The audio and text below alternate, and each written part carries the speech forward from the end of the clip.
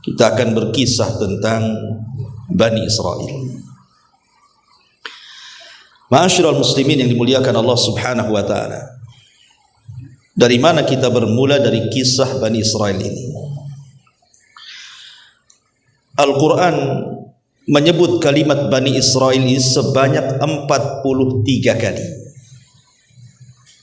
Yang 41 kali lafadznya Bani Israel, dan yang 3 kali dimufradkan, lafadznya hanya Israel saja. Jadi jumlah secara keseluruhan dalam Al-Quran Allah menyebut kalimat Bani Israel 43 kali, dan tersebar di beberapa surat dalam Al-Quran, seperti surah Al-Baqarah, surah Al-Imran, surah Al-Ma'idah, surah Al-A'raf, Yunus, Al-Isra, dan lain sebagainya. Ma'asyiral muslimin, jamaah sekalian yang dimuliakan Allah Subhanahu wa taala, Al-Quran paling banyak mengkisahkan Bani Israel. Kaum yang paling banyak dikisahkan itu adalah Bani Israel. Padahal umat-umat para nabi itu banyak. Umpamanya kaum Ad, umatnya Nabi Hud. Kaum Samud, umatnya Nabi Saleh. Kaum Sodom, umatnya Nabi Lut. Artinya dalam Quran itu umat-umat para nabi banyak juga diceritakan. Tetapi khusus umat Nabi Musa alaihi salatu wassalam, Bani Israel itu paling banyak dibicarakan. Jadi kisah Bani Israel ini hampir menyeluruh dalam Al-Quran itu.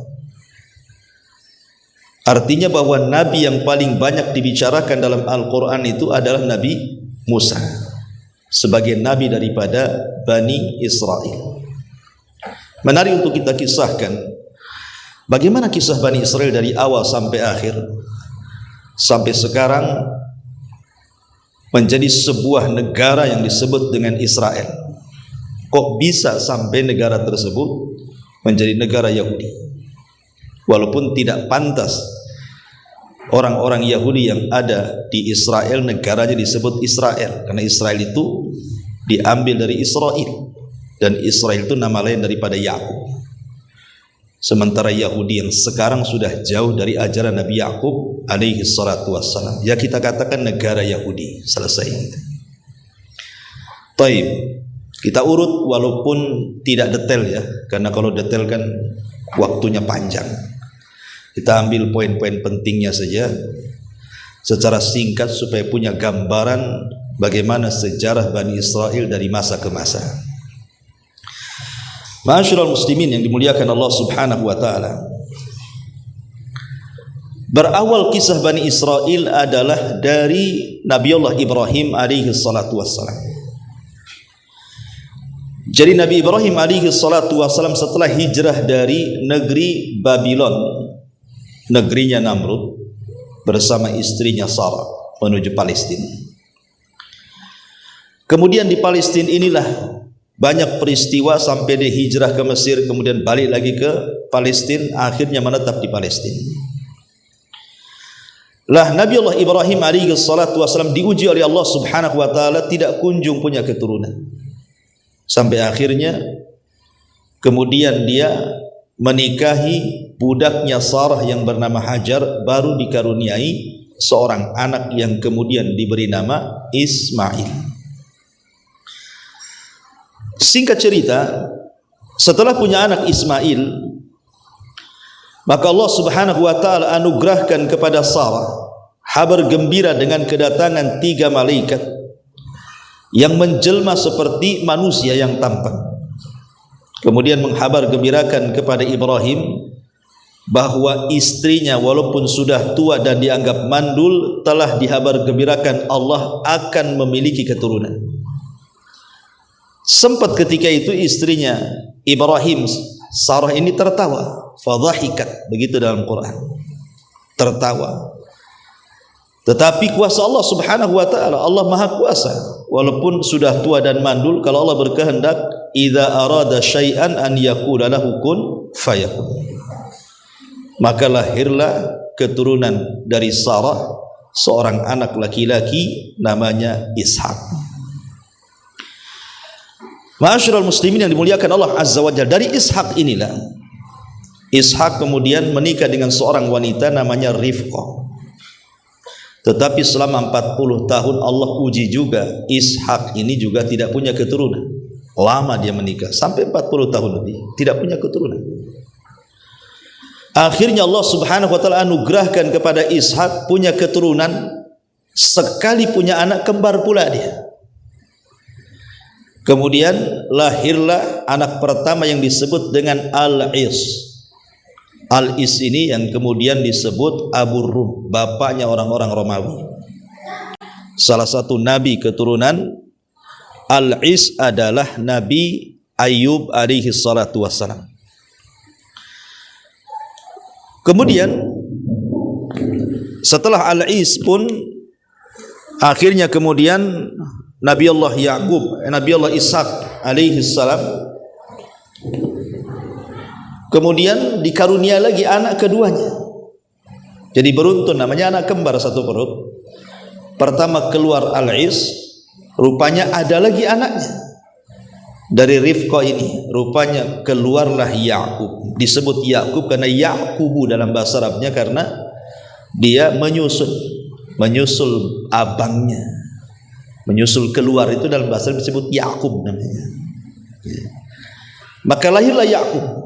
Ya'qub inilah yang kemudian bapaknya seluruh Bani Israel. Karena Ya'qub itu memiliki nama lain yang disebut dengan Israel. Dan itu disebutkan di dalam Al-Qur'anul Karim. Allah mengatakan dalam surah Ali Imran ayat 93, kullu ta'ami kana hillal li bani Israel illa ma harrama Israilu ala nafsi min qablu an tanzilat Taurah qul fa'tu bit Taurati fatluha in kuntum shadiqin.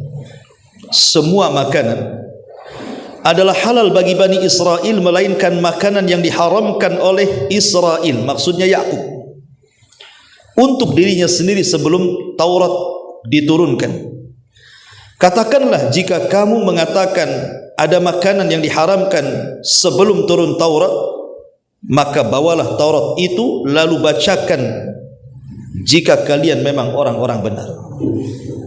Di sini Allah mengatakan semua makanan halal bagi Bani Israel kecuali yang diharamkan oleh Israel. Siapa Israel di sini? Nabi Ya'qub. Dari antara asbab nuzul ayat ini, Nabi Ya'qub itu terserang penyakit namanya irkun nisa. Irkun nisa itu arti penyakit saraf. Jadi capek-capek dari atas kepala sampai kaki itu. Pegal-pegal bahasa kita. Tidak bisa sembuh. Akhirnya datangkan tabib atau dokter. Kemudian kata dokter disarankan untuk tidak makan daging unta.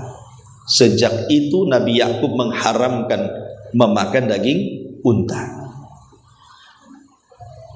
Nabi Ya'qub mengharamkan bagi dirinya memakan daging unta karena faktor kesehatan.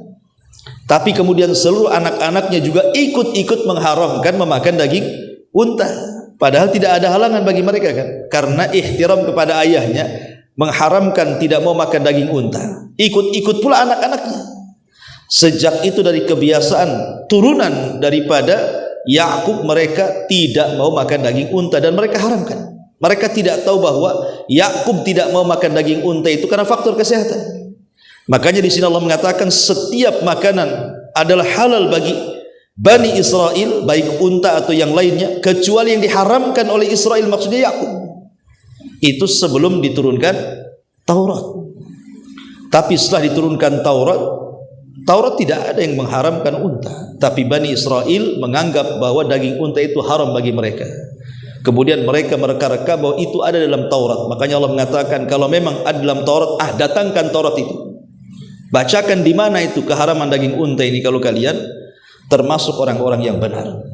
Syahidnya di sini kalimat kecuali yang diharamkan Yakub atau Israel. Maka Yakub itu nama lain daripada Israel. Berarti turunan Yakub disebut Bani Israel. Baik, sampai di sini paham. Lanjut. Ma'asyiral muslimin yang dimuliakan Allah Subhanahu wa taala. Lah kemudian Yakub dari Palestina hijrah ke Haran di Irak sana, berjumpa dengan pamannya namanya Laban. Karena ada perselisihan antara dia dengan Al-Is abangnya, maka dia pun hijrah dari Palestina ke Haran, bekerja menjadi penggembala kambing kepada pamannya namanya Laban. Laban ini punya dua putri, satu namanya Rahil dan yang kedua namanya Lia. Rahil dan Lia. Rupanya Yakub ini jatuh cinta dengan Rahil, kemudian meminta kepada Laban supaya menikahi Rahil. Tapi pamannya Laban mengatakan, boleh kau menikahi putriku, tapi syaratnya kau bekerja 7 tahun kepadaku, baru setelah 7 tahun kau nikah dengan dia. Akhirnya demi mengejar wanita, laut seberang, gunung kudaki, kan gitu bahasanya ya. Dia pun bekerja selama 7 tahun. Setelah jatuh tempo mau menikah dengan Rahil, tiba-tiba Laban tidak merestui pernikahan Yakub dengan Rahil, malah ditawarkan kakaknya Lia. Alasannya apa? Karena di zaman itu ada syariat tidak boleh menikah dengan adik kalau kakak belum menikah. Dan syariat itu juga rupanya ada di sebagian daerah kan. Kalau kakaknya belum nikah, tidak boleh adiknya nikah.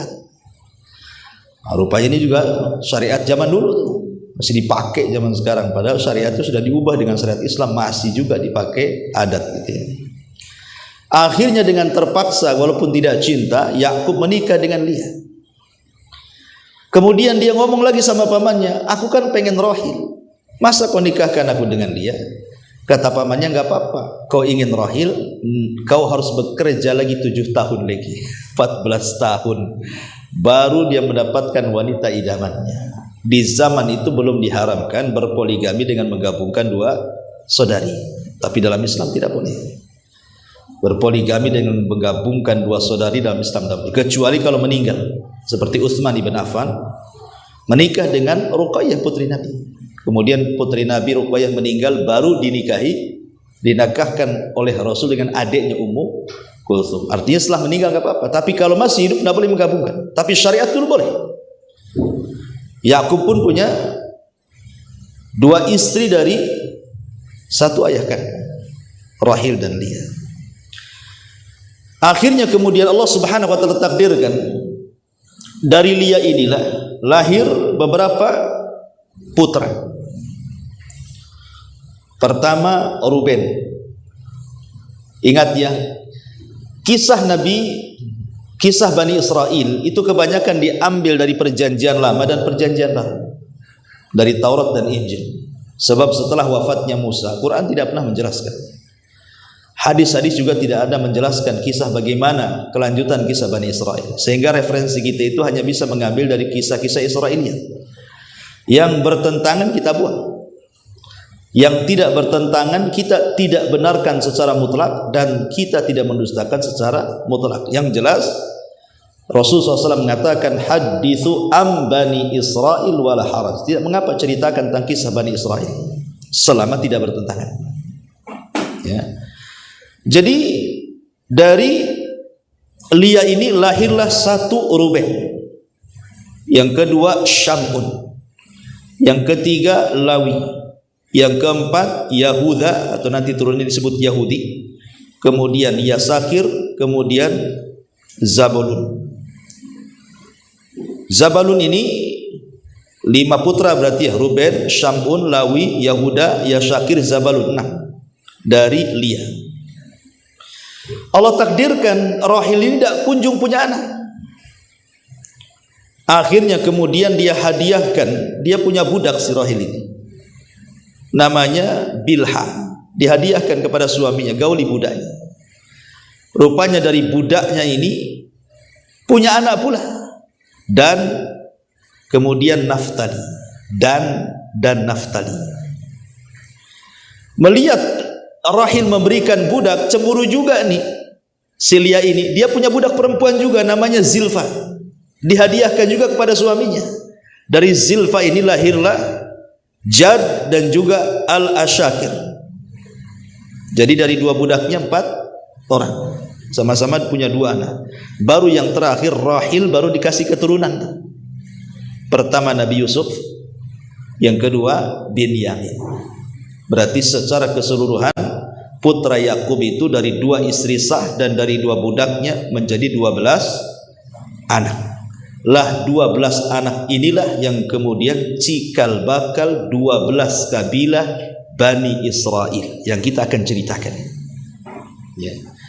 Ma'asyiral muslimin yang dimuliakan Allah Subhanahu wa taala.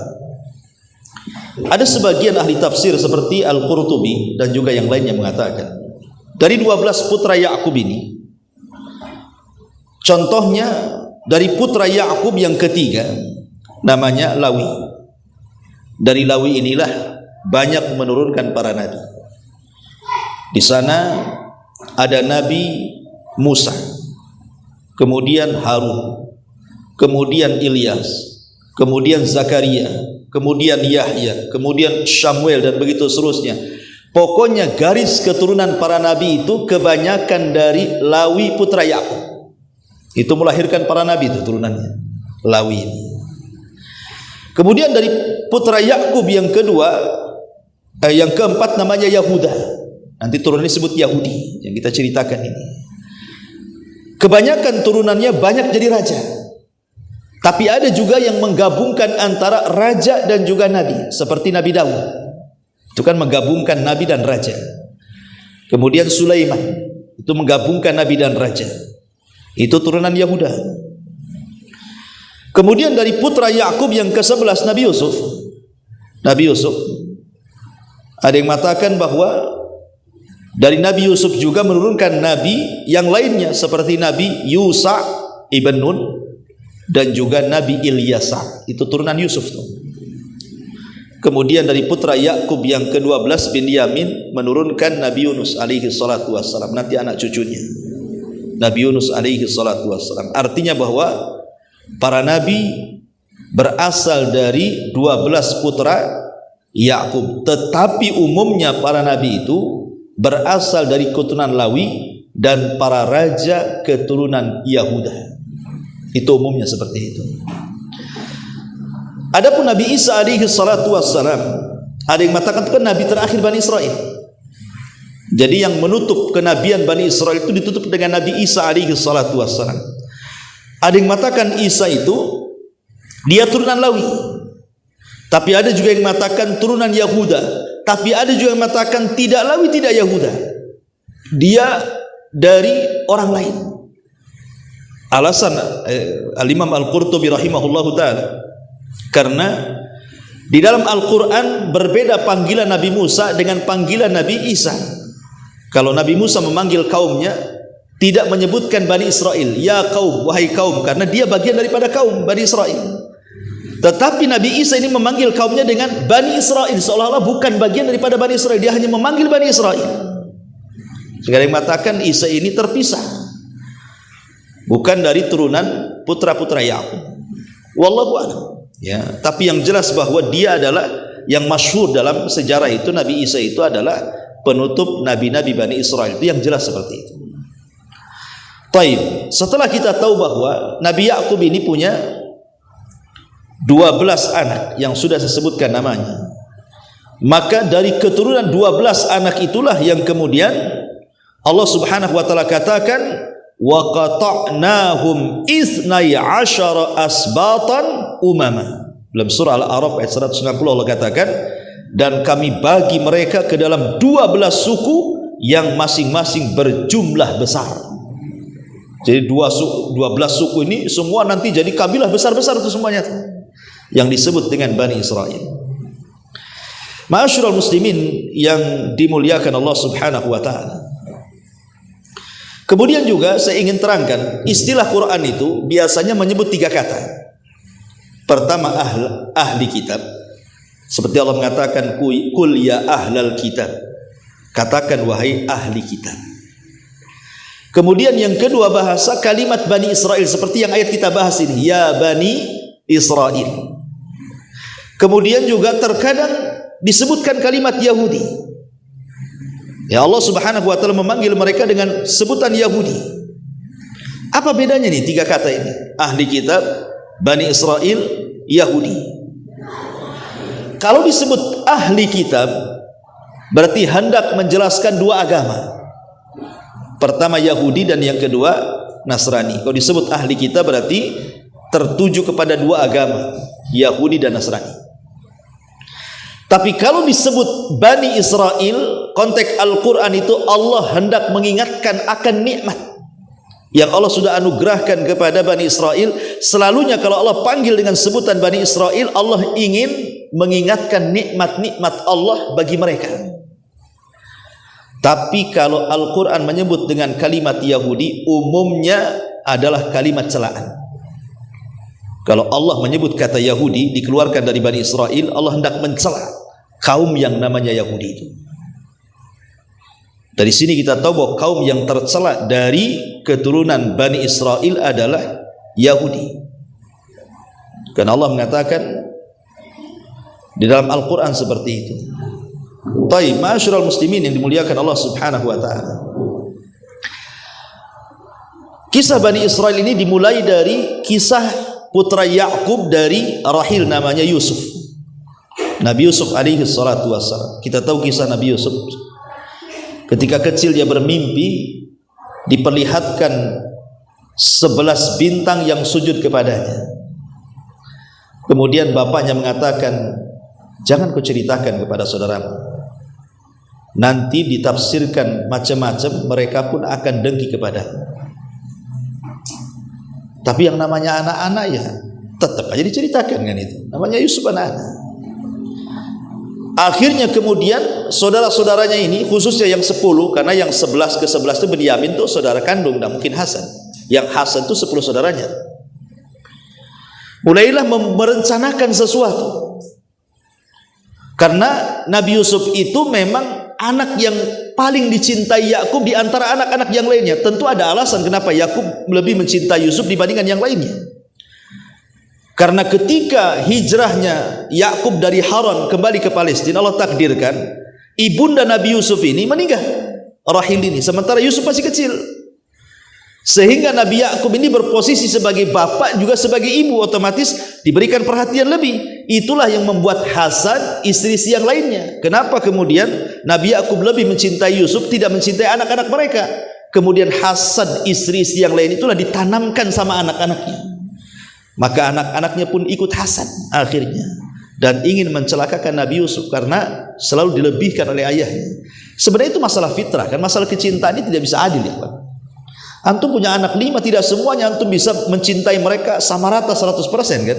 Mesti salah satunya antum suka dan yang lainnya antum tidak suka. Mungkin yang satu ini karena cerdas, soleh, lebih senang kita sama dia dibandingkan yang lainnya kan. Mungkin yang satunya nakal luar biasa, akhirnya malas kita kan. Itu fitrah, tidak bisa. Sebagaimana orang berpoligami juga, membagi kecintaan itu boleh tidak adil. Karena Nabi juga tidak adil dalam memberikan kecintaan. Dia lebih mencintai Aisyah dibandingkan istri yang lainnya kan. Itu masalah hati. Tapi itu pula yang kemudian menjadi Hasan 10 saudaranya yang berakhir dengan mencemplungkan Yusuf ke dalam sumur, kemudian diambil para pedagang, dijual pula ke Mesir. Kemudian yang membeli Allah sudah takdirkan Lauhil Mahfud, seorang pejabat Mesir yang sangat besar, Al-Aziz. Kemudian diramut dan menjadi anak angkatnya. Singkat cerita, banyaklah peristiwa-peristiwa kalau kita cerita Nabi Yusuf kepanjangan. Singkat cerita, akhirnya Nabi Yusuf pun setelah banyak masa dilalui sampai di penjara karena kasus dia tidak mau melayani Zulaiha, tapi kemudian Allah berikan kecerdasan takwil mimpi. Kemudian dia pun menakwilkan mimpi sampai satu hari raja bermimpi aneh, ditakwilkan Nabi Yusuf. Disitulah kemudian Nabi Yusuf menawarkan diri untuk mengikuti alur mimpinya. Jadilah dia bendaharawan Mesir ketika itu, ekonom ya, yang akan membangkitkan ekonomi Mesir. Intinya Yusuf jadi orang nomor 2 di Mesir setelah Fir'aun Mesir. Tapi Fir'aun Mesir bagus di zaman Nabi Yusuf. Fir'aun yang jahat itu di zaman Nabi Musa ya. Jadi kaum Hekos itu, kaumnya Fir'aun di zaman Nabi Yusuf itu baik. Yang tidak baik itu adalah kaumnya siapa? Fir'aun di zaman Nabi Musa alaihi salatu wassalam. Ya, kaum Kipti namanya. Dan kaum Kipti ini juga yang kemudian mengalahkan kaum Hekos Fir'aunnya di zaman Nabi Yusuf. Akhirnya berkuasa. Ya, dengan sebab itulah mereka memperbudak Bani Israel.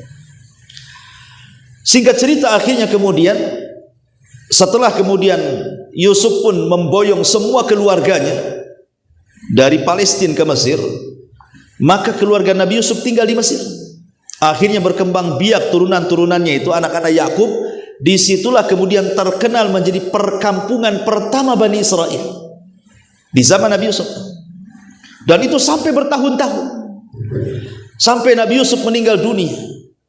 Mereka berada di atas agama tauhid, tetapi terus-menerus sampai akhirnya kabilah Hekos ataupun kerajaan Hekos yang dipimpin oleh Fir'aunnya di zaman Nabi Yusuf kemudian ditumbangkan oleh kaum Kipti, Fir'aunnya Nabi Musa.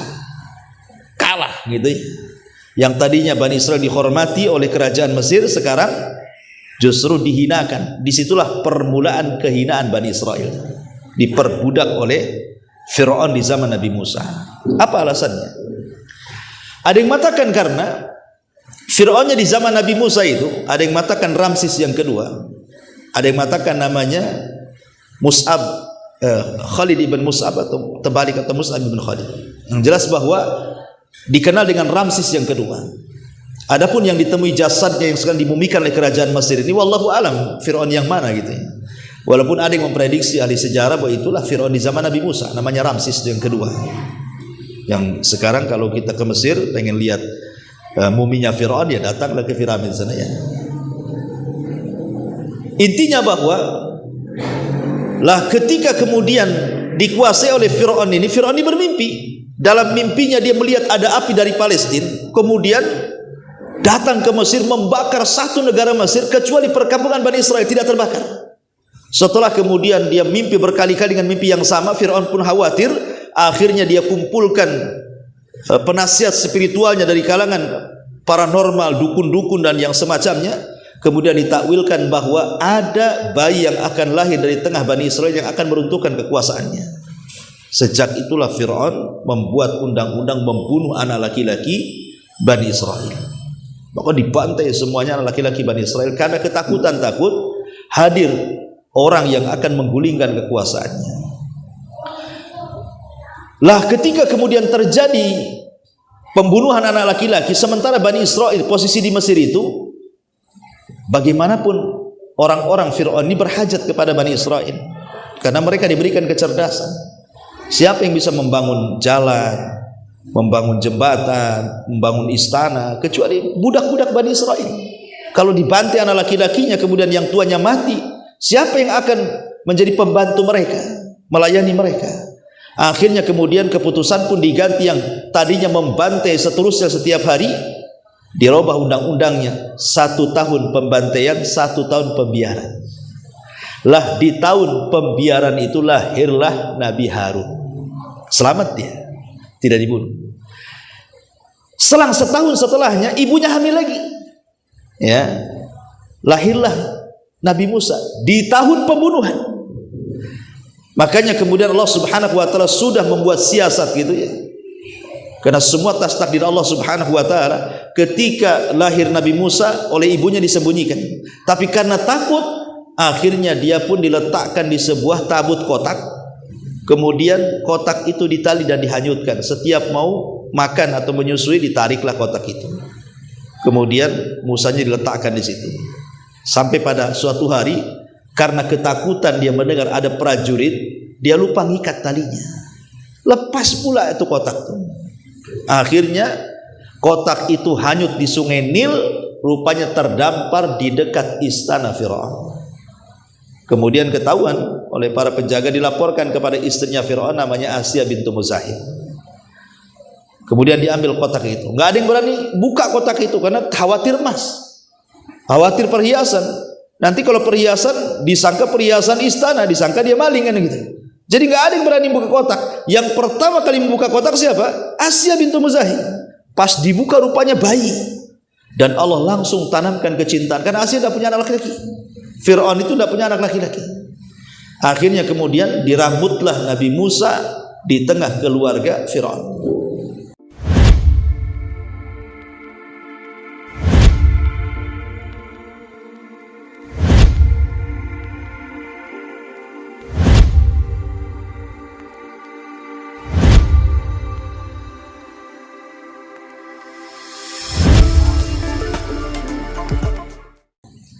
Ma'asyiral muslimin yang dimuliakan Allah Azza wa Jalla. Singkat cerita, setelah Musa kemudian dewasa, kemudian Nabi Musa pun jalan-jalan di gang-gang kota Madinah, ada pula anak muda turunan Bani Israel sedang bermasalah dengan anak muda turunan kaum Kipti, kaum Fir'aun.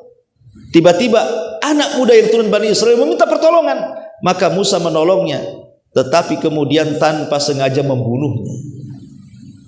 Orang yang bermasalah dari kaum Kipti, kaum Fir'aun ini bukan orang biasa rupanya. Dia anak muda dari seorang anak pejabat.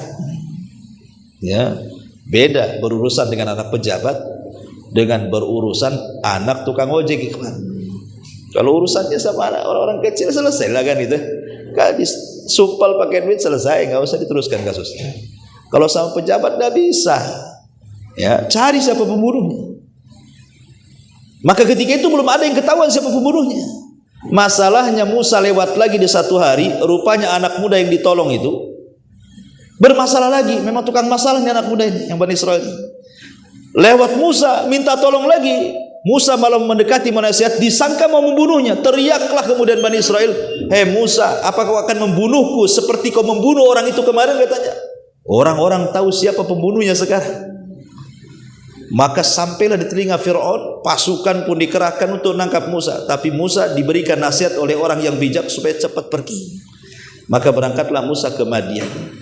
Kemudian 20 tahun di Madian sampai dia menikah dan punya anak. Kemudian setelah 20 tahun balik lagi ke Mesir. Rupanya di tengah jalan dia mendapatkan pohon zaitun penuh dengan api. Kemudian dia mendekati pohon itu, rupanya ada panggilan dari Allah Subhanahu wa taala, Musa diangkat menjadi nabi dan rasul dan disuruh berdakwah kepada Firaun.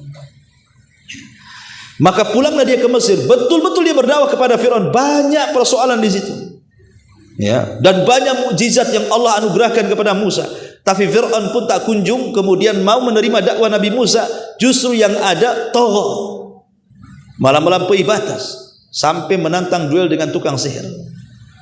Lah ketika Nabi Musa kemudian berduel dengan tukang-tukang sihir Fir'aun, diakhiri dengan kemenangan duel Nabi Musa, sehingga seluruh tukang sihir Fir'aun bertobat kemudian sujud kepada Allah.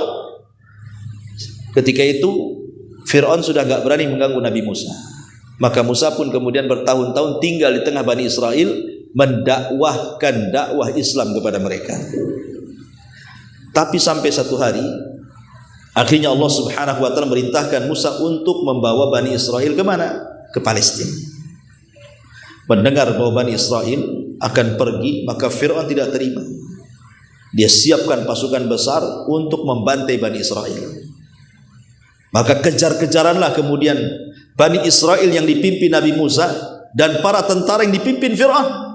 Sampailah kemudian menyeberangi lautan. Akhirnya Fir'aun pun ditenggelamkan dan Musa serta Bani Israel melihat dengan kedua mata mereka Fir'aun dan pasukannya ditenggelamkan di Laut Merah. Allah katakan fa'aghraqna, kami tenggelamkan mereka semuanya.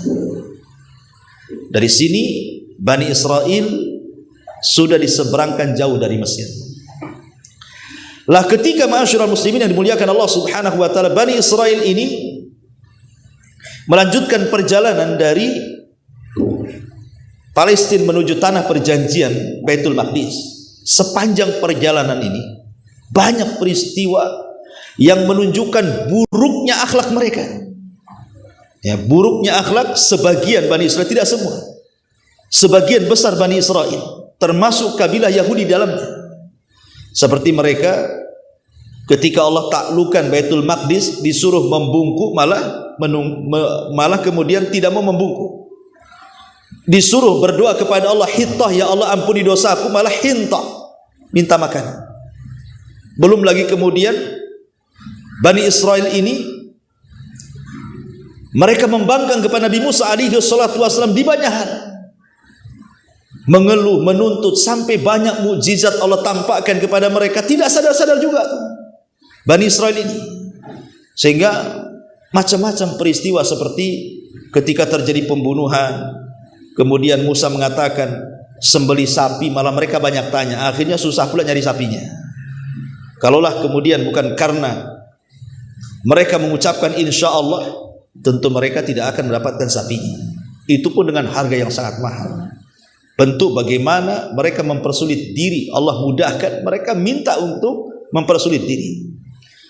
Kemudian ketika mereka diberikan makanan lezat manna dan salwa, malah minta pula yang enggak enak. Manna dan salwa ini kan makanan dari langit, tinggal makan saja. Ini enggak, maunya bawang, sayuran, lalapan bahasa kitanya kan. Gimana dikasih makanan enak mau lalapan pula kan itu. Kemudian ketika mereka ingin mendengar, orang-orang pilihan itu mendengar suara Allah ketika berfirman kepada Musa, mereka tidak mau mendengar, mereka mau melihat katanya. Allah seperti apa? Datang halilintar, membunuh mereka semua, tapi kemudian dihidupkan kembali. Macam-macam ceritalah kalau kita mau sedikit perjalanannya, terlalu lama. Intinya bahwa sampai kemudian di tanah perjanjian, Musa ini tinggal masuk saja dan Bani Israel ke Baitul Maqdis. Masalahnya harus melewati satu kota namanya Ariha. Ariha ini dipenuhi dengan kaum Kan'aniyun, turunan kaum Ad, orangnya besar-besar. Bani Israel tidak berani jihad. Akhirnya mereka mengatakan kepada Musa, ya Musa, kalau kami harus berperang untuk masuk ke Baitul Maqdis, kami tidak bisa. Kemudian mereka mengatakan, idhab anta wa rabbuka faqatila innaha huna qa'idun. Kalau kau mau jihad, jihad secara berdua dengan Tuhanmu, kami duduk-duduk memperhatikan di sini katanya. Akhirnya mereka pun oleh Allah diazab, tidak bisa keluar dari negeri itu. Disebut Arduti. Selama 40 tahun disitulah Harun meninggal, kemudian Nabi Musa pun meninggal, belum masuk ke Baitul Maqdis karena tidak mau jihad. Lah setelah Nabi Musa meninggal dan juga Harun sebelumnya meninggal, akhirnya kemudian estafet kepemimpinan di bawah naungan Yusha ibn Nun, anak muda yang kemana-mana di bawah Nabi Musa, sampai ketika berjumpa dengan Khidir pun dibawa tuh Yusha ibn Nun. Rupanya dia pula yang meneruskan perjuangan. Ketika para pengecut di zaman Nabi Musa sudah mati, kemudian datang generasi kedua para pemberani, maka Yusha ibn Nun inilah yang berhasil memasukkan Bani Israel kemana? Ke Baitul Maqdis. Yang Nabi Musa tidak bisa, Yusha ibn Nun bisa. Itulah Nabi yang Allah berikan mukjizat mampu menghentikan matahari saat perang. Jadi ketika mereka masuk di waktu asar, terjadi perang. Kemudian hampir menang, matahari mau tenggelam, sementara besoknya hari Sabtu. Orang Yahudi itu punya keyakinan tentang hari Sabtu, itu hari sakral, gak boleh perang. Kalau sampai berhenti peperangannya gagal lagi, maka Yusha mengatakan kepada matahari, engkau makhluk yang diperintah, aku juga nabi yang diperintahkan, maka aku berdoa kepada Allah agar engkau berhenti. Akhirnya matahari pun berhenti, tidak tenggelam sampai peperangan menang baru ditenggelamkan. Satu-satunya nabi yang bisa menghentikan matahari karena izin Allah adalah Yusha ibn Nun. Itulah akhirnya Yusha ibn Nun berhasil memasukkan Bani Israel ke Baitul Maqdis. Disinilah pengasas kerajaan Bani Israel pertama. Ya, karena gini, ikhwatu fiddin muliakan Allah Subhanahu wa taala. Bani Israel ini, kalau saya boleh singkat, itu menjadi 3 fase, 4 fase. Nanti kita akan cerita ini. Bani Israel ini sepanjang perjalanan dari kisah Yusha ibn Nun memasukkan Bani Israel ke Palestina ini, nanti akan melewati 4 fase. Apa saja itu? Pertama, Ahdul Qudah, era kehakiman. Yang kedua, Ahdul Mulukul Awal, era kerajaan yang pertama. Kemudian yang ketiga, Ahdul Muluki Tsani, era kerajaan yang kedua. Baru yang terakhir, fatratu ma ba'da tadmiril Quds, ada era setelah penghancuran Baitul Maqdis, era penjajahan. Nanti Bani Israel akan dijajah oleh banyak umat. Ya, inilah 4 poin tentang kisah Bani Israel dari masuknya Bani Israel ke Palestina oleh Yusha ibn Nun, Maka berlakulah 4 fase ini. Ma'asyiral muslimin yang dimuliakan Allah Azza wa Jalla. Pertama, era kehakiman. Era kehakiman ini di mana Bani Israel dipimpin para nabi. Jadi yang memimpin Bani Israel itu para nabi. Dan yang pertama adalah Yusha ibn Nun yang memimpin mereka. Makanya di dalam Injil, dalam perjanjian lama itu, di situ ditulis tentang kitab hakim-hakim namanya. Di mana hakim-hakim ini maksudnya para nabi, itulah yang memerintahkan 12 kabilah dari turunan Yakub yang disebut Bani Israel tadi. Jadi dipimpin para hakim, dipimpin para nabi. Ada yang mengatakan sekitar 350 tahun, ada yang mengatakan sekitar 1000 tahun dipimpin para nabi. Ya. Ma'asyiral muslimin yang dimuliakan Allah Subhanahu wa taala, sampai pada waktunya karena banyaknya penyimpangan, banyaknya pertikaian, banyaknya kekufuran, banyaknya permusuhan antar kabilah dari 12 kabilah itu. Jadi susah untuk disatukan. Ya. Belum lagi kemudian mereka berani kepada para nabi. Makanya Bani Israel itu dikenal sebagai pembunuh para nabi. Pokoknya datang nabi saja tidak cocok dengan hawa nafsunya, dibunuh tuh. Itu diantara perangainya orang-orang Yahudi Bani Israel itu. Pokoknya tidak cocok saja nabi, bunuh. Sampai satu hari itu ada 70 nabi dibantai mereka. Sehingga sulit untuk disatukan. Sangat sulit untuk disatukan. Dari situlah kemudian mereka pun meminta supaya nabi yang terakhir yang memimpin mereka namanya Samuel meminta kepada mereka, kami tidak mau dipimpin para nabi, tapi kami mau dipimpin seorang raja. Karena ketika itu banyak pertikaian, permusuhan sehingga melemahkan Bani Israel dan mereka diserang oleh kaum dari luar, oleh tentara Jalut. Ya. Karena mereka kemudian dijajah oleh orang luar sehingga mereka bercerai-berai. Akhirnya mereka minta kepada Nabi Samuel untuk diangkat seorang raja yang kuat bisa mengalahkan Jalut.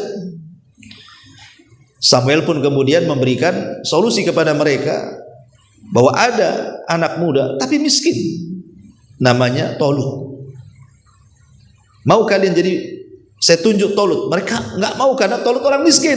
Kami loh orang banyak orang kaya, kenapa mesti dia katanya.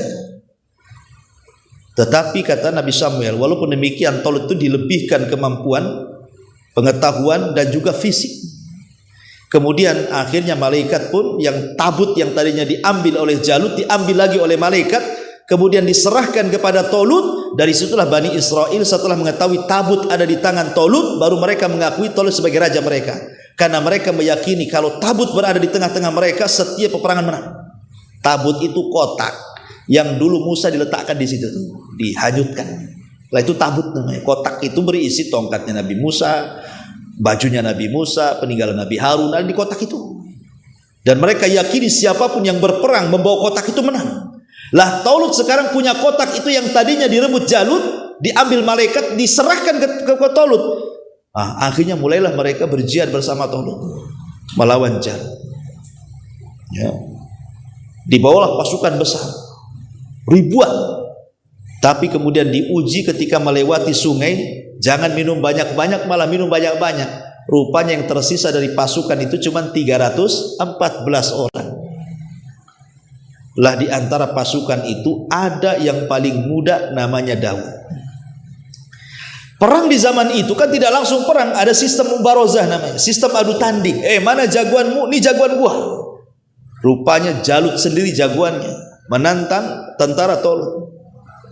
Tidak ada yang berani melawan Jalut. Siapa yang berani melawan Jalut? Ya, pegulat hebat, pembunuh, takutlah tentaranya Tolut. Akhirnya Tolut mengiming-imingi siapa yang bisa mengalahkan Jalut, dia akan menikah dengan putriku dan akan mewarisi tahtaku. Tidak ada juga yang mau. Ya, buat apa menikahi putrinya? Kemudian mewarisi tahtanya kalau harus mati pula di tangan Jalut. Kalau mati kapan nikahnya? Mati lawan Jalut. Ya. Tapi Nabi Daud ini memang sudah Allah takdirkan yang paling kecil, yang paling muda dia berani. Karena Daud itu diberikan keahlian suka melempar ketepel serigala yang hendak memangsa kambing-kambingnya dan selalu tepat dan mati. Jadi dia pelempar batu. Sekali dilempar batu saja kena kepalanya, matilah si Jalut itu. Akhirnya bertakbir tentara Talut dan bisa mengalahkan tentara Jalut. Ya. Sejak itulah kemudian Talut, Nabi Daud menikah dengan salah satu putri Talut. Lah karena Daud semakin dikenal oleh masyarakat, Talut ini hasad, berusaha ingin membunuh Nabi Daud gitu ya. Jangan sampai kemudian diserobot kekuasaannya kan itu. Karena kalau orang berkuasa untuk jatuh itu sulit ikhwan. Sangat sulit. Orang kalau sudah berkuasa kemudian diberhentikan kekuasaannya udah bisa. Harus ada 7 periode, 8 periode lagi ke depannya kan itu. Kalau bisa kan itu. Karena namanya sebuah kekuasaan itu sebuah kehausan. Haus orang itu kalau jabatan itu memang fitnah. Sama dengan harta juga fitnah. Sudah dapat yang diinginkan, pengen lagi hartanya. Sudah dapat dengan pengen lagi, terus seperti itu. Jabatan juga sebegitu. Kalau bisa jangan dihentikan sampai mati. Lah Talut itu seperti itu. Hasad kepada Daud, padahal itu menantunya kan begitu ya. Tapi di ujung hayat Talut pun kemudian taubat, mengakui kesalahannya. Ketika Talut meninggal, maka sebagaimana janjinya Daud harus jadi raja. Maka inilah berubah dari era kenabian menjadi era kerajaan. Dimulai daripada Talut, kemudian Daud. Dan Daud ini satu-satunya yang menggabungkan 2 karunia Allah di tengah-tengah Bani Israel. Pertama, dia seorang raja plus juga nabi. Hampir tidak ada kalau Bani Israel nabi ya nabi saja, raja-raja saja. Dia pula menggabungkan tuh, raja plus nabi. Makanya kekuasaan Nabi Daud kuat sekali. Bani Israel suka dengan Nabi Daud. Tidak ada yang mencela Nabi Daud. Biasanya kalau datang Nabi bunuh, datang Nabi bunuh. Enggak. Satu Bani Israel cinta dengan Nabi Daud. Barulah Bani Israel itu jadi kuat di tangan Daud alaihi salatu wassalam. Tapi sayang Daud pun harus meninggal. Kemudian tahta turun kepada Nabi Sulaiman. Lebih kuat lagi Bani Israel. Karena Nabi Sulaiman Allah berikan mukjizat yang tidak diberikan kepada para nabi yang lainnya. Lebih hebat lagi Bani Israel. Masalahnya ketika kemudian Nabi Sulaiman meninggal dunia, maka inilah yang terjadi. Mulailah melemahnya Bani Israel. Maka masuk era yang ketiga, era kerajaan kedua. Karena ketika itu Nabi Sulaiman ini kan mewarisi tahtanya kepada anaknya namanya Ruhbuam ibn Sulaiman. Ruhbuam ibn Sulaiman ini yang mewarisi tahta ayahnya Nabi Sulaiman. Masalahnya dia tidak sekuat bapaknya. Tidak sekuat bapaknya, tidak disukai oleh beberapa kabilah Bani Israel. Akhirnya pecahlah Bani Israel menjadi 2 kerajaan. Ya. Lah putra Sulaiman, Ruhbuam ibn Sulaiman ini hanya didukung 2 kabilah. Ada yang mengatakan yang mendukung 2 kabilah. Pertama, kabilah Yahuda. Itulah yang mendukung. Dan yang kedua, kabilah Binyamin. Jadi hanya 2 saja, kabilah Binyamin dan kabilah Yahuda yang mendukung putra Sulaiman ini, Ruhbuam ibn Sulaiman ini. Sementara 10 kabilah ini tidak mendukung, buat kerajaan sendiri yang dipimpin oleh Yurbuam ibn Nubat. Yurbuam ibn Nubat itulah raja yang kedua. Jadi kalau Ruhbuam ibn Sulaiman ini dia mendirikan kerajaan yang disebut dengan kerajaan Yahudi. Kerajaan Yahudi yang ibu kotanya Yerusalem ya. Ada yang mengatakan begitu, jadi kerajaan Israel atau kerajaan utara itu dipimpin oleh Yurbuam bintu Nubat dari 10 suku atau 10 kabilah dengan Samaria sebagai ibu kotanya. Tetapi kerajaan Yahuda atau kerajaan selatan, ibu kotanya Yerusalem, itulah yang dipimpin oleh putra Sulaiman, Ruhbuam ibn Sulaiman. Berarti di sini ada utara, ada selatan. Ada kerajaan utara, ada kerajaan selatan. Lah, yang kerajaan selatan inilah yang dipimpin oleh putranya Sulaiman. Cuman 2 kabilah Yahuda dan Benyamin itu. Yang 10 kabilah itu dari utara tuh. Lah karena sudah pecah Bani Israel menjadi 2 kerajaan, masuklah pada era penjajahan. Karena melemah masalahnya. Mereka sangat lemah sekali. Ya, saya simpulkan nih, baru kita jelaskan. Ya. Jadi era penjajahan ini pertama masuk orang-orang Asyuriyin. Asyuriyin ini orang-orang Babylon. Itulah yang pertama kali menjajah Bani Israel. Setelah Asyuriyin kemudian datang orang-orang dari Mesir.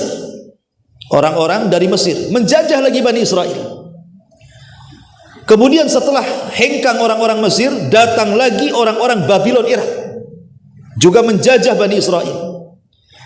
Kemudian setelah Babylon berakhir, datang lagi orang-orang Yunani, juga menjajah Bani Israel. Kemudian setelah Yunani, datang lagi dari Mesir lagi, menjajah Bani Israel. Kemudian berakhir dengan dijajah oleh orang-orang Romawi yang mengganti Haikal Sulaiman menjadi dewa-dewa yang ma'ruflah disembah oleh orang-orang Romawi. Bagaimana kisahnya dari penjajahan-penjajahan ini? Ma'asyiral muslimin yang dimuliakan Allah Subhanahu wa taala, era penjajahan ini kenapa? Karena ketika Bani Israel semakin jauh dari ajarannya, mereka makin kufur, murtad, syirik, sebagainya, membangkang perintah para nabi sebelumnya. Itulah yang menjadi kelemahan Bani Israel. Belum lagi cerai-berai berpecah menjadi 2 negara. Itu yang menjadikan kemudian mereka makin lemah. Ma'asyiral muslimin yang dimuliakan Allah Subhanahu wa taala, pertama, era penjajahan ini datang orang-orang Asyur.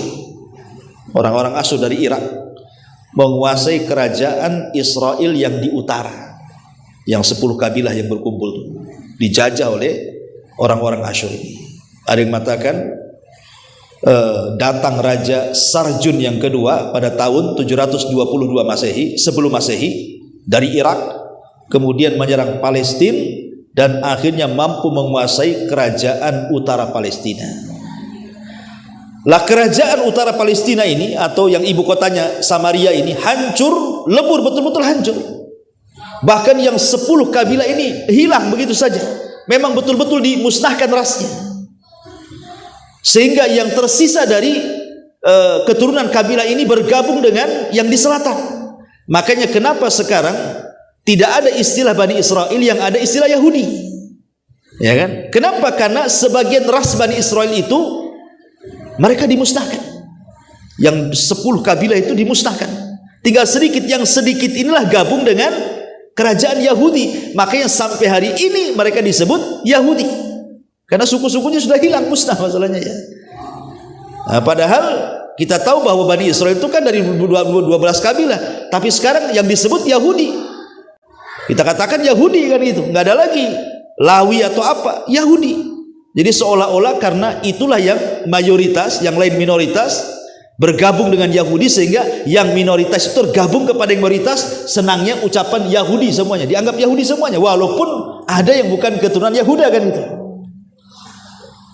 Ma'asyiral muslimin yang dimuliakan Allah Azza wa Jalla.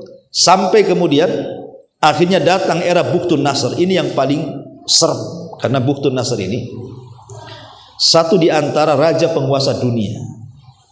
Kata Imam Qatadah, seorang ahli tafsir, mengatakan dunia ini pernah dikuasai oleh 4 raja. Yang maksudnya menguasai dunia ya, bukan menguasai Mesir. Kalau Mesir kan Fir'aun, itu Mesir aja. Tapi ini menguasai dunia, bukan hanya Mesir, tapi dunia dikuasai, dan itu hanya ada 4 raja. Pertama Nabi Sulaiman, yang kedua Dzulqarnain, dua-duanya muslim.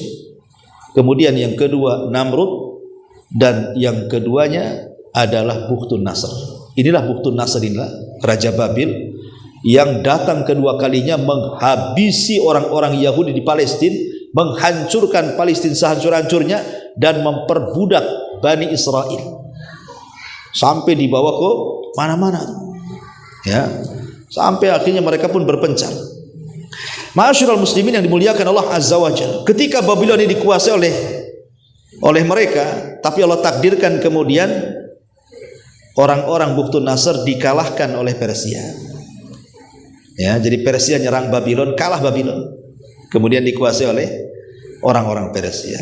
Lah orang-orang Persia ini, ikhwatu fillah muliakan Allah Azza wa Jalla, berbuat baik kepada Bani Israel. Jadi Bani Israel yang berada di Irak Babylon ini dipulangkan kembali ke Palestina sebanyak 50.000 kurang lebih. Sisanya masih tetap tinggal di Babylon. Tapi masalahnya, ma'asyiral muslimin, mereka ketika kemudian mereka kembali, kemudian Persia kalah dengan Romawi. Akhirnya gantian sekarang Romawi yang menjajah Palestina. Jadi hukum disitulah banyak yang kemudian pergeseran keagamaan, karena banyak situs-situs sejarah seperti Haikal Sulaiman yang dibangun oleh Nabi Daud kemudian diteruskan oleh Sulaiman. Haikal Sulaiman itu maksudnya pondasi Masjidil Aqsa yang sekarang menjadi dongeng orang-orang Yahudi Palestina. Mereka sengaja mengorek di bawah Masjidil Aqsa untuk mencari Haikal Sulaiman itu. Nanti kalau mau ketemu Haikal itu, maka masjid akan dirobohkan, kemudian mereka akan membangun Haikal itu, dan itulah puncak kejayaan Yahudi yang akan menguasai dunia. Ini dongeng mereka saja. Mereka hendak menguasai Aqsa sebenarnya, membuat cerita di situ ada Haikal Sulaiman, kata. Itu saja. Lah di zaman kerajaan Romawi, Haikal itu dihancurkan, kemudian diganti oleh patung Buddha, patung dewa-dewa orang-orang Romawi itu. Habis situs-situsnya tuh. Memang betul-betul Romawi merubah semua yang ada di situ. Tapi kemudian di zaman inilah lahir Isa bin Maryam. Ketika Romawi berkuasa kala itu, maka lahirlah Isa ibnu Maryam. Lah Isa ini tidak disukai oleh orang-orang Bani Israel. Kenapa? Karena mereka mengharap kalau bisa Isa itu sekuat Raja Tolut yang bisa mengalahkan Jalut kan itu. Kalau bisa sekuat Tolut yang bisa mengalahkan orang Romawi, Isa pula tidak punya kekuasaan, tidak punya power seperti Tolut. Karena memang Isa tidak ditugaskan itu hanya berdakwah saja. Makanya banyak kemudian orang-orang Bani Israel mereka tidak ikut Isa. Kebanyakan mereka cenderung membenci Isa, terutama orang-orang Yahudi. Sementara yang banyak masuk ke dalam agama Nasrani itu justru orang Romawi. Makanya lihat orang Nasrani berkembang di Eropa kan. Ya, justru orang-orang Eropa yang banyak ikut Nasrani, karena Bani Israel sendiri mereka benci kepada Isa, sampai bekerja sama untuk membunuh dengan kerajaan Romawi. Kalau bukan karena Allah angkat ke langit, Isa sudah mati itu. Karena ini konspirasi orang-orang Yahudi dengan kerajaan Romawi supaya Isa itu dibunuh. Tapi Allah Subhanahu wa taala angkat ke langit. Ya. Lah saat peperangan antara Romawi dan Persia inilah, kemudian Bani Israel diperbudak lagi oleh Romawi. Sebagian mereka itu kan kemudian kemana-mana. Lah ada yang kemudian mereka hijrah atau mencari suaka sampailah ke kota Madinah. Di situ ada kabilah Bani Quraidah, ada kabilah Bani Nadir, ada kabilah Bani Qunaiqa kan itu, dan ada yang tinggal di Khaybar, macam-macam. Nah, itulah sejarahnya kenapa Yahudi bisa ada di Madinah di zaman Nabi. Karena ketika kalahnya Persia oleh Romawi, kemudian Romawi menguasai Bani Israel lagi, maka akhirnya mereka kemana-mana. Yahudi dipencar ke sana kemari, sampailah ke kota Madinah dan Khaybar.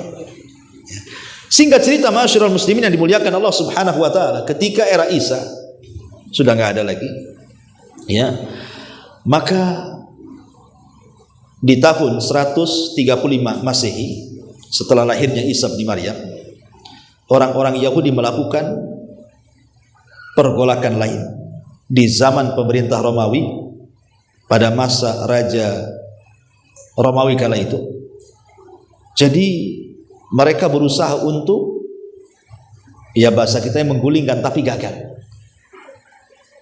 Berkali-kali mereka hendak memberontak kepada kerajaan Romawi, gagal terus.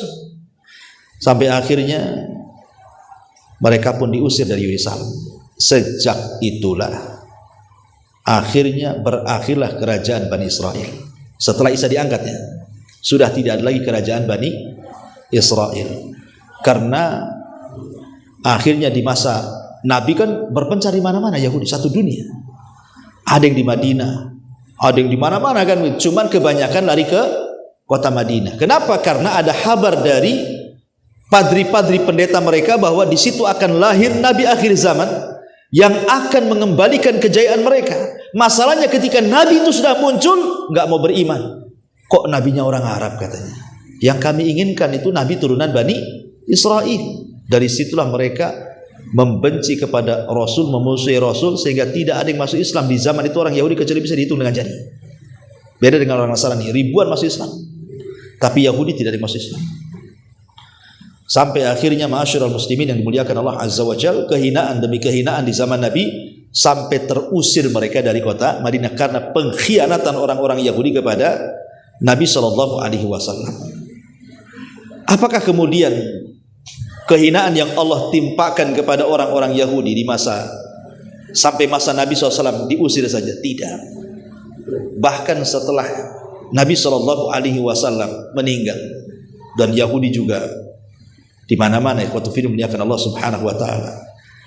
Kita tahu bahwa di zaman modern Yahudi juga tidak luput dari siksaan negara-negara. Contoh umpamanya di Eropa. Di Eropa yang ketika itu Eropa di bawah kekuasaan Nasrani Inggris, ya. Jadi pada tahun 1298 Masehi, Raja Edward yang pertama, Raja Inggris itu yang beragama Nasrani, itu mengusir seluruh orang-orang Yahudi dari Inggris. Kalau tidak dibantai, akhirnya mereka pergi. Ya. Kemudian di Perancis, ya, pada tahun 1582 Masehi, Raja Louis yang ke-9 juga sama menyiksa dan mengusir mereka semuanya dari Perancis. Tidak boleh ada orang Yahudi di Perancis. Kemudian juga dijelaskan, bukan hanya itu saja, para pendeta Katolik pada tahun 1540 Masehi, di mana di Italia membunuh orang-orang Yahudi dan mengusir mereka jangan sampai tinggal di Italia. Kemudian juga pada tahun 1842 Masehi dan juga 1902 Masehi, ini terjadi di Rusia, ya, ketika hakim kekaisaran Nasrani itu juga ribuan Yahudi dibunuh di Rusia. Kemudian di Jerman di masa Adolf Hitler, ya, bahkan jelas hampir tidak boleh di Eropa itu ada orang yang Yahudi hidup, dibantai oleh Hitler. Kemudian juga di Amsterdam juga sama, dibawa ke Jerman kemudian dibantai. Orang-orang Yahudi di Amsterdam itu dibawa ke Jerman kemudian dibantai. Kemudian begitulah, dan nanti di akhir zaman kita pun akan membantai mereka di akhir zaman. Kenapa? Karena ada hadis Nabi SAW, la taqumus sa'ah hatta yuqatilal muslimuna al-yahuda. Tidak akan tegak hari kiamat sehingga kaum muslimin kelak akan memerangi orang-orang Yahudi. Fayaqtuluhum al-muslimuna hatta yakhtabil yahud min wara'il hajari wasyajar. Maka kaum muslimin akan memburu orang-orang Yahudi sehingga orang Yahudi bersembunyi di balik pohon dan batu. Kemudian batu dan pohon akan berbicara dan mengatakan, ya Muslim ya Abdullah. Nih orang Yahudi di balik batu, di balik pohon, bunuh dia. Sehingga akan jadi bulan-bulanan kaum muslimin kelak di akhir zaman ketika terbunuhnya Dajjal di tangan Isa bin Maryam. Begitulah Allah hinakan orang-orang Yahudi karena kesombongan mereka kepada Allah, kesyirikan mereka, kekufuran mereka, pembangkangan mereka, pembunuhan kepada para nabi dan begitu seterusnya. Makanya Allah hinakan sepanjang zaman orang-orang Yahudi itu. Ya, ma'asyiral muslimin yang dimuliakan Allah Subhanahu wa taala, masalahnya bagaimana mereka bisa berkumpul kembali di Palestina di zaman sekarang? Kok bisa punya negara? Kan itu. Gimana ceritanya? Ma'asyiral muslimin yang dimuliakan Allah Azza wa Jalla, ada yang mengatakan pada tahun 1616 Masehi ada seorang yang bernama Sir Henry Fish dari Inggris, itu menulis buku namanya Nidaul Yahud, panggilan bagi orang-orang Yahudi. Itu berawal dari buku itu. Buku itu dicetak, disebar kemana-mana. Jadi seruan kepada orang-orang Yahudi untuk berkumpul kembali. Ini awalnya. gara-gara buku yang dicetak banyak-banyak. Kemudian muncul seorang jenderal ma'ruf namanya, ya, namanya Napoleon Bonaparte. Itu kan ma'ruf kisahnya, ya, Bonaparte itu. Juga sama juga mereka menegakkan negara, meminta supaya orang-orang Yahudi itu punya negara dan mengarahkan ke Palestina. Jadi Napoleon inilah yang mengarahkan orang-orang Yahudi supaya punya negara di Palestina.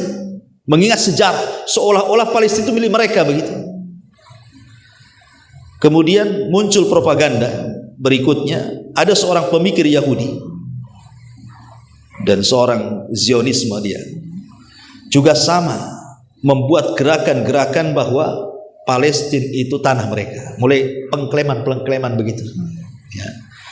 Maka tahun 1882 Masehi, ketika itu kan yang berkuasa ya di Palestina sampai ke Mesir itu kan masih di bawah kekuasaan Turki Utsmani, ya.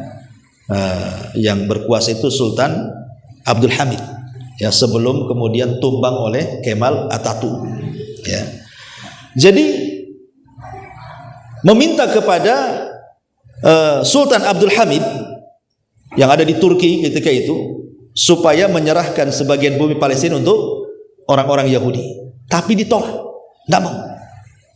Padahal mau dibayar besar tuh, tapi dia nggak mau nih Sultan Abdul Hamid ini.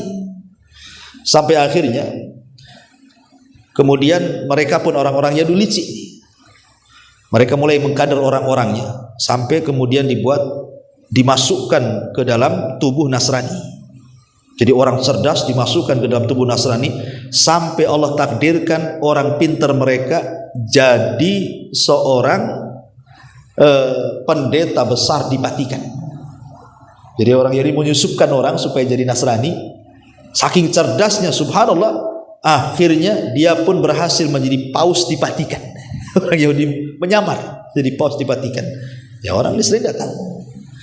Lah paus di Vatikan inilah kemudian mengadakan kongres kedua pada tahun 1963 Masehi, meminta keputusan bahwa orang-orang Yahudi tidak bersalah, seolah-olah dia menghapuskan soal pembunuhan kepada Isa, karena kan orang Yahudi menganggap mereka sudah membunuh Isa. Maka paus mengatakan bahwa Isa itu orang Yahudi dimaafkan, itu maksudnya, supaya tidak ada permusuhan antara Yahudi dan Nasrani, didekatkan dulu dengan Nasrani. Tapi ingat Allah mengatakan tahsabuhum jami'an wa qulubuhum syatta. Kau lihat Yahudi Nasrani itu berkumpul jadi satu, tapi hati mereka itu bercerai-berai sebenarnya. Nampak saja orang kafir itu bersatu, hati mereka itu berpecah sebenarnya. Tapi itulah kelicikan orang-orang Yahudi. Sampai puncaknya ketika ada salah seorang di antara mereka menjadi paus di Vatikan itu, kemudian mereka pun menggalang dana besar-besaran, kemudian hendak meminta kepada Raja Turki Utsmani ini Abdul Hamid untuk membeli, kalau tidak mau ngasih dibeli, tapi tetap tidak mau. Makanya kemudian membuatlah kerusuhan di Turki, sampai pada akhirnya Sultan Abdul Hamid dilengsarkan. Kemudian berakhirlah kerajaan Turki Utsmani, dan ketika itu dikuasai oleh Mustafa Kemal Atatürk. Inilah yang kemudian mengasas Turki yang tadinya negara Islam, ya, berubah menjadi sekuler. Jilbab tidak wajib, tidak boleh. Bahasa Arab ditiadakan. Nama waktu-waktu sholat diganti dengan bahasa Turki. Makanya orang Turki nggak kenal sholat. Nah, kemudian banyak simbol-simbol Islam itu dihancurkan. Pelajaran-pelajaran agama itu disekulerkan di sekolah-sekolah. Dan berhasil Kemal Atatürk ini, ya, menghilangkan peninggalan Turki Utsmani, betul-betul disekulerkan karena hanya ingin supaya disamakan dengan negara Eropa. Jadi undang-undang Eropa diadopsi, dimasukkan ke Turki, akhirnya rusak Turki. Ya, belakangan lah setelah 2014 kan ada pemilihan presiden, baru kemudian terpilihlah sekarang ya siapa, Erdogan kan itu ya. Ya mulailah agak bagus, ya mudah-mudahan bagus terus kan itu. Ya, Masyarul muslimin yang dimuliakan Allah Azza wa Jalla, maka pada tahun 1917 Masehi, Menteri Luar Negeri Inggris yang bernama siapa lupa namanya mengizinkan orang-orang Yahudi ini tinggal di Palestina. Lah kaum muslimin yang tinggal di Palestina yang mungkin imannya kurang, akhirnya mereka mulai menjual lahan mereka dengan harga mahal. Mereka tidak tahu bahwa tanah itu tanah mulia, tapi karena harganya mahal kan, akhirnya dijual sikit. Akhirnya meluaslah kerajaan Israel ini, makin luas sampai akhirnya mengklaim bahwa Palestina tanah mereka. Sampai hari ini justru Palestina yang berusaha minta kemerdekaan sampai hari ini ditekan oleh dunia. Bayangkan, padahal Palestina dijajah, tapi Yahudi menganggap Palestina yang menjajah. Ya, ma'asyiral muslimin yang dimuliakan Allah Azza wa Jalla, intinya pada tahun ke 1947 Masehi, resmi Amerika mengeluarkan keputusan bahwa Palestina dibagi menjadi dua bagian, sebagian diberikan kepada kaum muslimin dan sebagian diberikan kepada Yahudi Israel. Sampai hari ini terjadi perang, ya, dan setiap hari kaum muslimin dibantai oleh orang-orang Yahudi. Itulah kejahatan orang-orang Yahudi yang kisah singkat dari perjalanan Bani Israel.